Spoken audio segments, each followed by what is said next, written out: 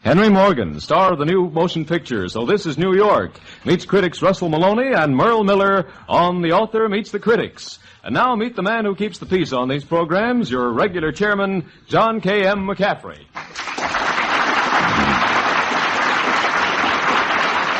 Good afternoon, everyone. Anything can happen on The Author Meets the Critics, and this afternoon it does. I mean, of course, Henry Morgan, who everyone knows is one of radio's great comedians. What you may not know is that Henry Morgan is the star of a new motion picture released by United Artists and called So This Is New York. Since Mr. Morgan has done everything else in radio, today he meets his critics, and here he is, first to tell us the story of his picture in his own fashion, Mr. Henry Morgan.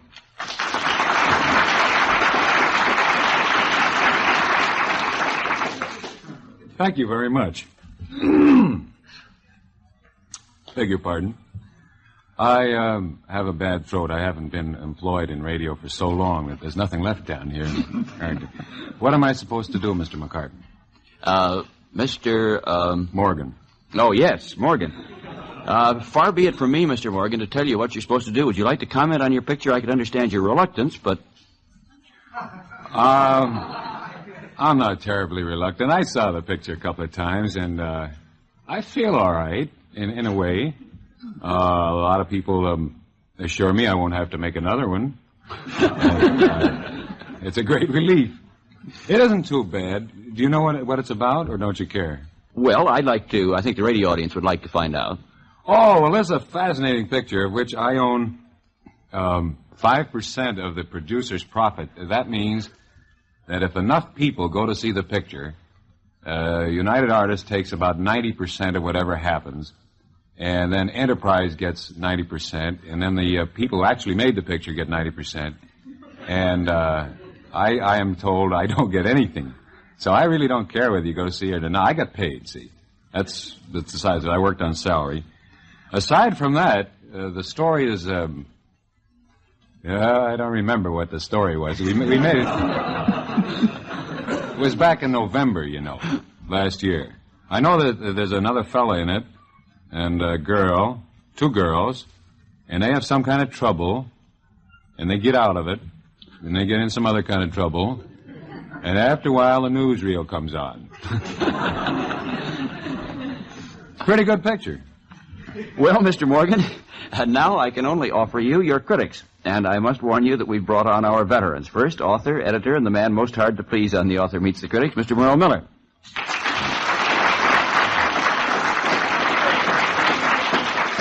Well, I'm a little embarrassed by all this because I did listen. I can't anymore, unfortunately. I hope sponsors are listening. I did listen to Mr. Morgan on the radio. I think on the radio he is a very funny man. I now feel about the same way I feel when a friend who's an amateur actor produces, and after the show they say, "What did you think?" And you say, "Well, dear, you remembered your lines." Well, Mr. Morgan remembered his lines, unfortunately. I don't know how he'd be as a movie comedian because I have seen So This Is New York, and it gave me no chance to judge. Technically, I think he's gone quite a step forward. He's been in a movie which had no director, no script writers, and heaven knows, no actors. Well, they tell me, as a matter of fact, that all comedians want someday to play tragedy, and in this comedy, So This Is New York, Mr. Morgan has succeeded in that lofty ambition. It has the air of a Max Sennett comedy of the early 20s, only no bathing girls, only Mr. Morgan, who looks rather sad and as if he wanted to be someplace else, and this, I assure you, is a feeling shared by every member of the audience. As a matter of fact, the only criticism I have of So This Is New York is that it didn't make me laugh, period. Well, another man very difficult to please on this program rises in your defense, Mr. Morgan, and here he is, the well-known lecturer and critic, Mr. Russell Maloney.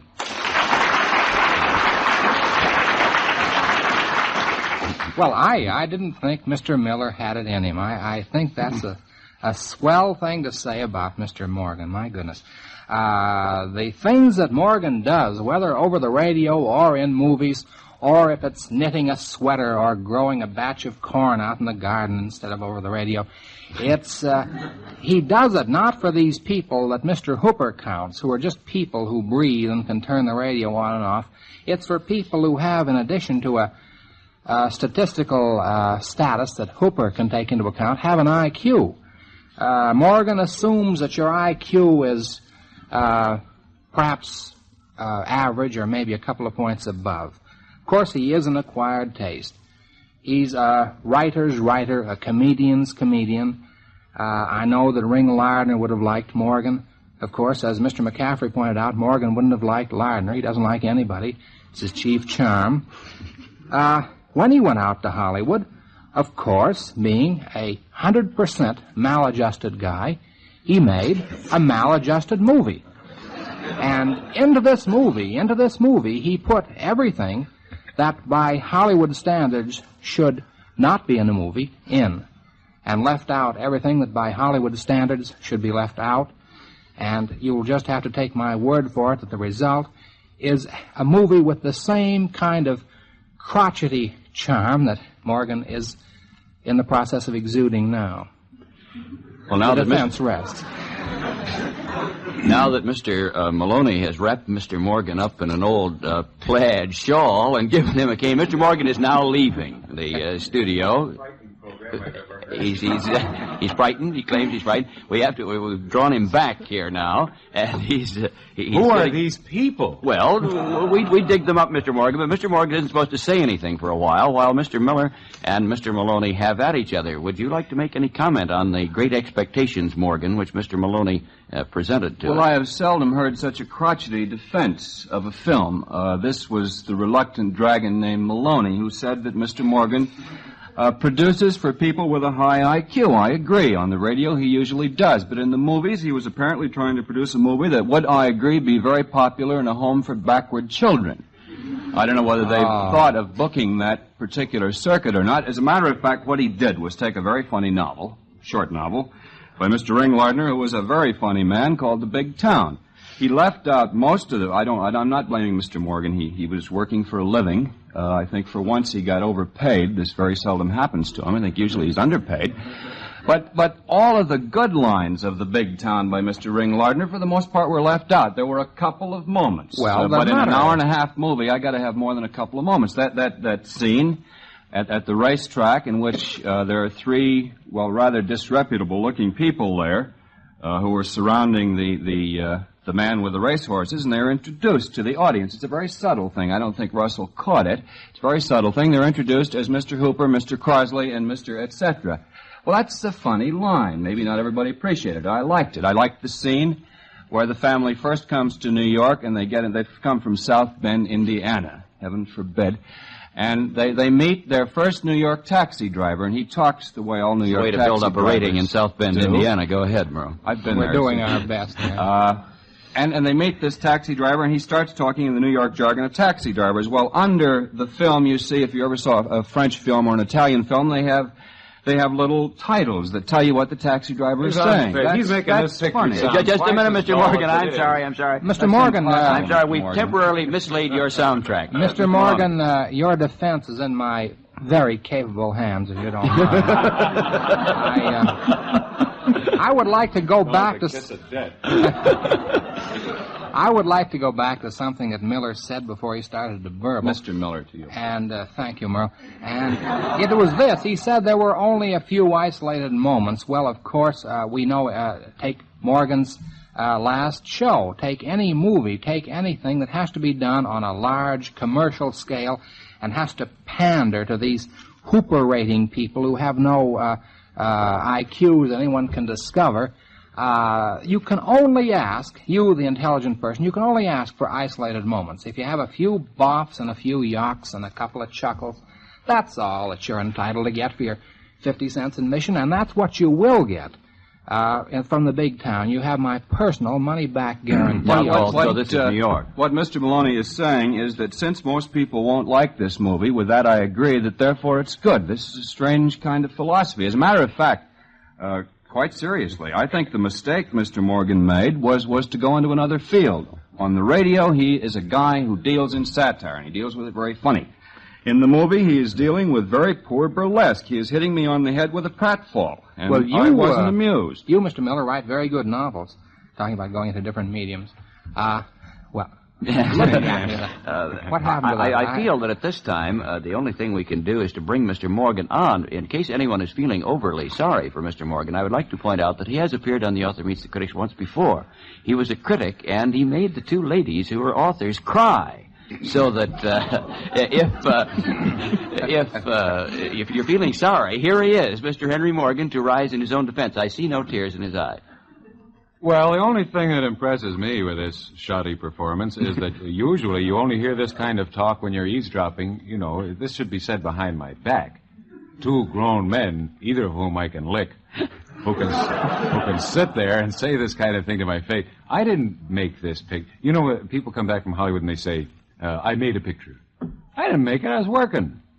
Now, if it comes to the fact that I'm a poor actor, and you've already built me up now to the point where IQs are involved, you know, intelligence. I'm bright enough to know that I'm no actor. Well, you may not be... Wait a minute, Maloney. That's all right. Well, I don't think Now, the fact that that's- you recognize you're not an actor requires any type of IQ. And as a matter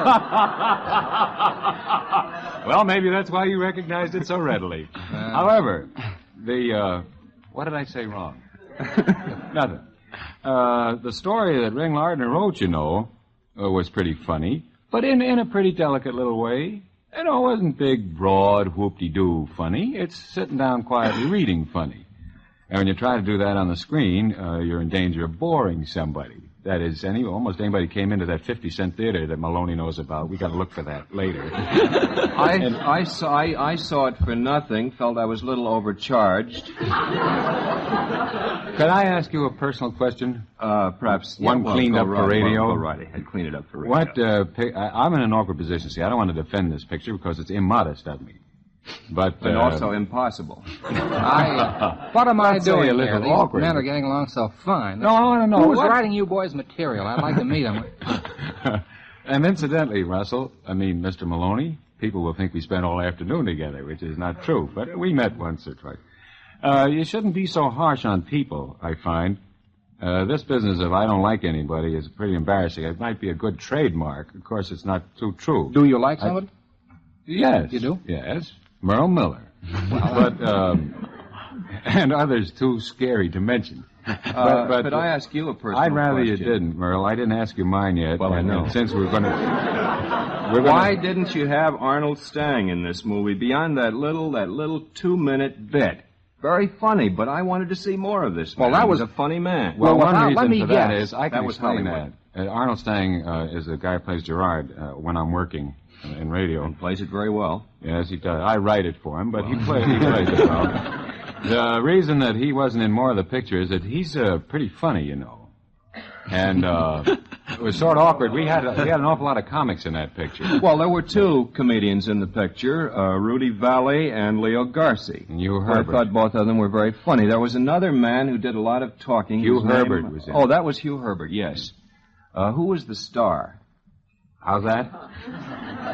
I think Morgan... The way is going to- Lardner wrote it, there was a dog was the star of the thing, but we couldn't make it. As a matter of fact, I want to object to that, too. There's a very funny incident in the book. Takes, about 25 pages in the book about summer hotels on Long Island. Well, they could as well be in the Catskills. If anybody's ever been to a summer hotel, it's that type of humor. And also there's a little business about a dog, a yapon, who has a very strange disease called the Blannies. Well, this is funny. In fact, I think it's the funniest part of the book. But Either I way looked you in tell the it, it's a movie and riot. there- I don't think we ever left that stuff out. In addition to that, MGM owns Lassie, so what are you going to do? The question I was going to ask you when we were on the air is what pictures did you see this year that you liked, comedies? Oh, many. I saw Foreign Affair. Wait a minute. Very wait a minute. funny. You saw many that you liked? Well, That's one, all. one, The prosecution one, rests. one. Well, Mr. Hooper, thanks a lot, and we hope you can come again sometime. There actually should be an audience. As a matter of fact, it's a pretty good picture. It really was. It's not bad. I become less fond of it as every minute goes on. No, that's me. Don't confuse me with the picture. I think that conceivably another time Morgan may choose another type of vehicle. I think this is a good thing to do. Morgan may choose. Who do you think I am, Gable? Morgan think may it's a- choose. I think may it's a choose matter to do of, war and peace, but you're going to have to live an awful long time As a before matter you of see fact, you may not be Gable, but I think you're going to pick up a lot of the Wally Reed fans that have been floating around for some time. They're all Are they dead. still floating around? There are a few of them left, huh? No, Get well, Stanley Steamer to sponsor him. No, in my book, Morgan just can't do any wrong. You may say that in this I get you case an of- idea of the kind of books this character writes. I- Maloney, I used to be very fond of you. well, and I of you. Don't too. make it up even for the radio audience. No, Tell the truth, Maloney. no, I'm getting a very serious point. Come on, here. the picture was pretty good, wasn't it? It was a swell picture. I'm the guy that's saying it. You know, he's the guy that doesn't like it. No. You can say that again. All right, Say it again. No. In there- case anyone thinks I have a function on this program, I'd just like to point out I've abdicated it completely. This can just go on like this. There's no sense in trying to guide this. Just go on, gentlemen. There isn't any sense. Look, we've lost all the audience anyway on the outside. The people in the studio can't get out. You know how they do that.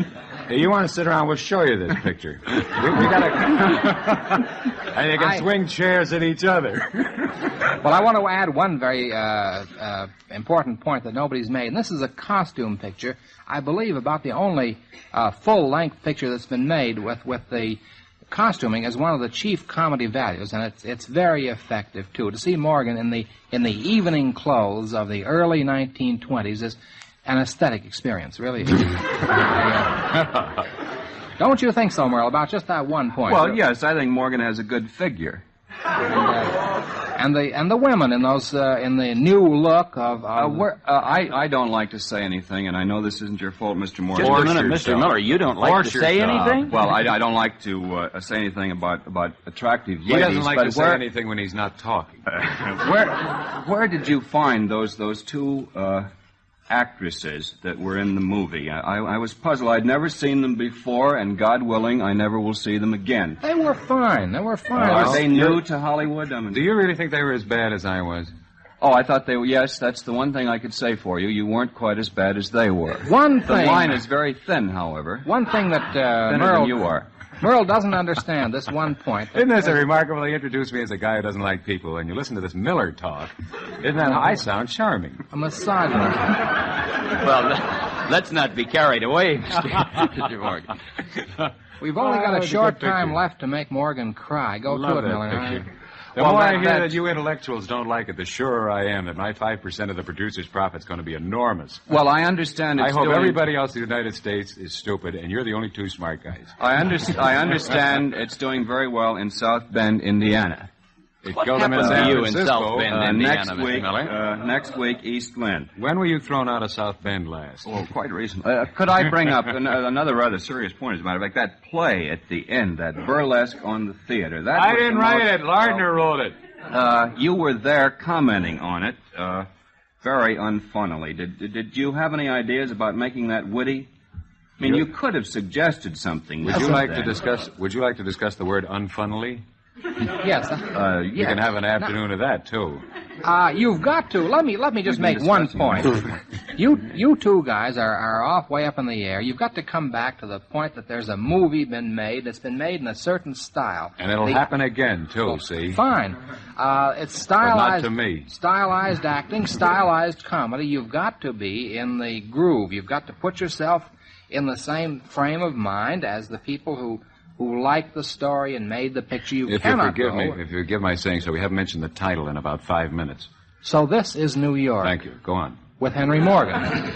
Or is it Henry Morgan in, so this is New York? Well, it was Henry Morgan in, but it's now, so this is New York with Henry Morgan. But he still gets the 5%. That's the important thing. That's only in the Saturday Review of Literature, but in the things that people read, it's Henry Morgan in.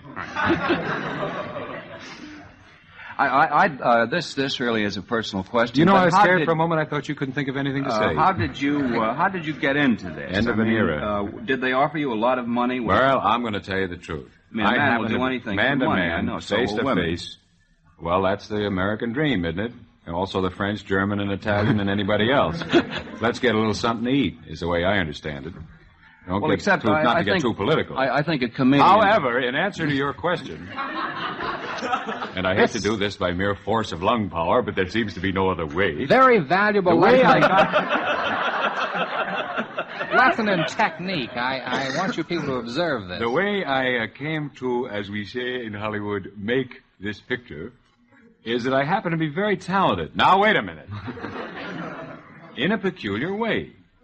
The latter part of the sentence I agree with. Well, I've left you a space so you could separate it into the parts you understood. Now, see, we're both going to sound so mean. Everybody's going to hate both of us for no reason, because we're both terrible people, but why advertise? The picture, what was the question? Oh, how did I come to make this thing? A fellow showed me the story, the fellow who made the picture, see? And he said, this looks like a good part for you. He said this by long-distance phone, which was quite a surprise, because anybody who's never seen me, who phones and says, let's make a picture, is to suspect Well, character. I assume when you say somebody called you about a picture that they'd never seen you.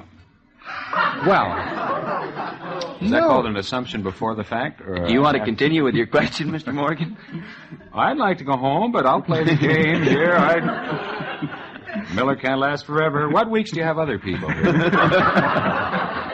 Well, we occasionally have a critic known as Father Kernan. Oh, I know him. He's honest, though. unbelievable. I'd rather talk to Father Kernan. He's honest. Miller has a dishonest streak in him. You can see it. he's in a false Did position. somebody boo? Miller's in a false position. Yes, he's in the radio studio. Must be terribly awkward for the poor boy. However,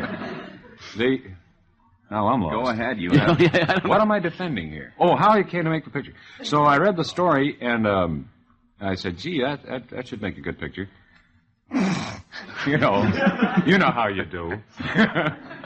And then I wrote it out in longhand and paid a girl to write it up, in picture style. Camera comes in, fella goes out, door opens, light goes off. And I visualized myself. If you suffer with me a minute. I visualized myself, and after a while I got over that, and I thought, well, after all, I've seen some pretty terrible things. You know how you sit home and listen to the radio and you hear a woman sing, and you say, good Lord, where'd they get her? I can sing better than that. Well, I've seen pictures, I say, good Lord, where'd they get that guy? I can act better than that. That's what I said last Wednesday night when I saw the movie. You see? And the next thing you know, you're going to be in a picture, and I'm going to be sitting where you're sitting, and you're going to be sitting where I'm sitting, but you'll get madder. There's one thing you said that interested me. It was Of course the only you're thing better you looking. said that interested me. But you're You untalented. said lights. And As a you'll have matter to of learn fact, not to talk this- so long, this- because in pictures you have to let other people talk. This is I had to one of the learn. few If I can learn, movies- you can learn. Morgan has the floor. That's all he has, but he has the floor. Nice of them to let me on the Merle Miller hour. Well, as a matter of fact, lights, you said. This was the one movie I've seen which I thought was filmed in the Monmouth Cave. I mean, Insult you comedy, had the to look, oldest thing in you radio. couldn't see Just a minute, anything. Mr. Miller, where is this Monmouth Cave? You know that you're Fred talking Allen about? made a living. Isn't that cave, that big cave down in Iowa? Mammoth Monmouth Okay, Cave, microphone. yes. all right. Good afternoon, microphone. I'm glad to talk to you. I'm sorry to tell you. Fred Allen, this should be interesting, Merle, no kidding. This may help you in the future. Fred Allen, after having been a star in legitimate theater for many years, and then going into radio and, doing all kinds of things, practically invented, as far as radio is concerned, insult comedy. But, and you used to get wonderful laughs with it. He invented that thing, being fed up with everybody saying, well, how swell you look, you half-wit. And he started that business of, I'll pull your scalp down until so forth. You know that, I'll be honest with you, you're not very good at it? No. I'll tell you why.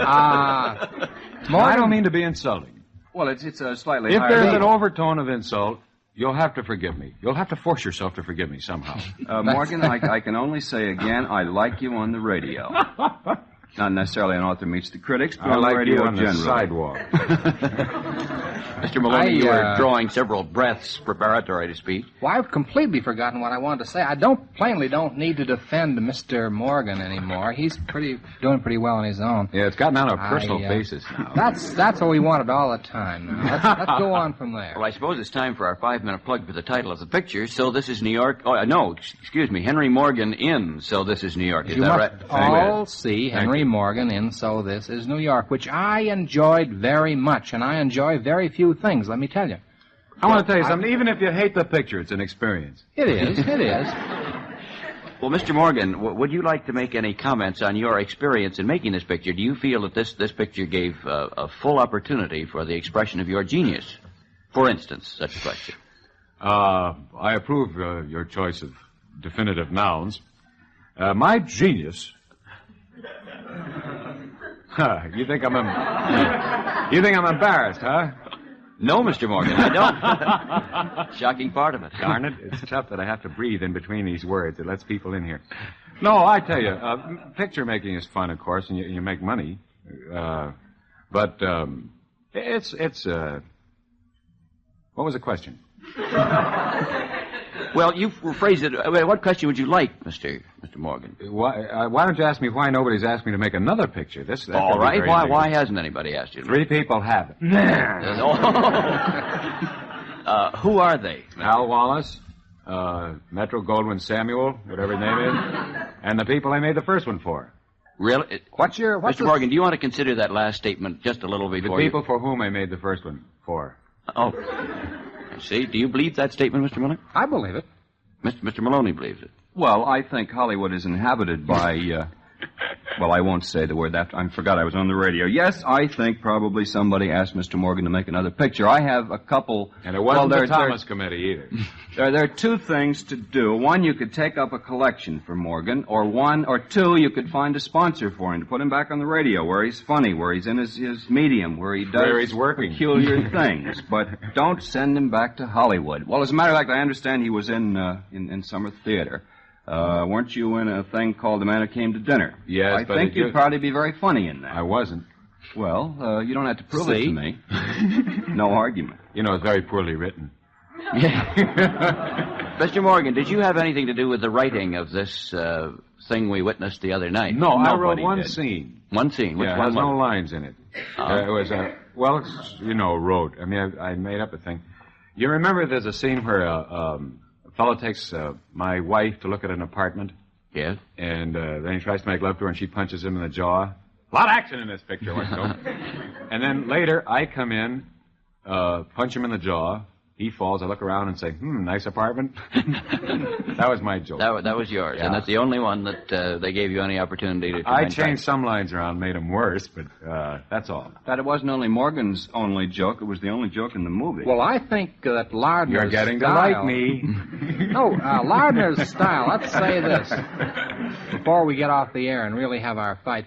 Lardner's style and Morgan's style of delivery and acting jibe beautifully. It was hard to remember that this wasn't just Morgan ad-libbing. It's just the kind of thing he does on the air, and the visual aspect did it in beautifully. I had a wonderful time, and I really did. Well, as a matter of fact, if I have succeeded in keeping people away from this movie, I think Mr. Morgan may possibly be on the air again, and people will find him funny again. Mr. Morgan, that's the only purpose I had this afternoon, to keep people away from the movie because they'll love you just as I did before last Wednesday. Well, may I ask you, Mr. Morgan, are you going to accept any of these offers to do another movie? You've had 3, you say. To tell you the truth, it's hard for a boy to keep honest. All 3 stories were pretty bad, see? And as Merle will tell you, if you ever ask him, the kind of actor I am requires a very strong vehicle. Yes, War and Peace. Very strong picture. If the picture has the least weakness, and I'm in it, it'll show up. Well, I think that at this point, all we can do is to tell you that I'm very sorry the time is up for everybody. And here is Bob Sherry to tell you what lies ahead on The Author Meets the Critics. Next week we return to books, and it's a book that has aroused a storm of controversy ever since publication 2 years ago. It's been the subject of more magazine articles, debates, and arguments in the home than almost any book of this time. It is entitled Modern Woman, the Lost Sex, by Dr. Marinia Farnham and Ferdinand Lundberg. We would also like to remind our listeners that 2 weeks from today, our guest author will be Cornelia Otis Skinner on her new book, Family Circle. And now back to John McCaffery. Before closing, I'd like to thank Henry Morgan for coming here today to discuss his new picture, So This Is New York, and to thank you, Russell Maloney, and you, Merle Miller, for joining us. This is John McCaffery saying good afternoon for The Author Meets the Critics. The Author Meets the Critics is produced by Martin Stone, directed by Arthur Austin. Bob Sherry speaking. This is NBC, the national broadcasting company.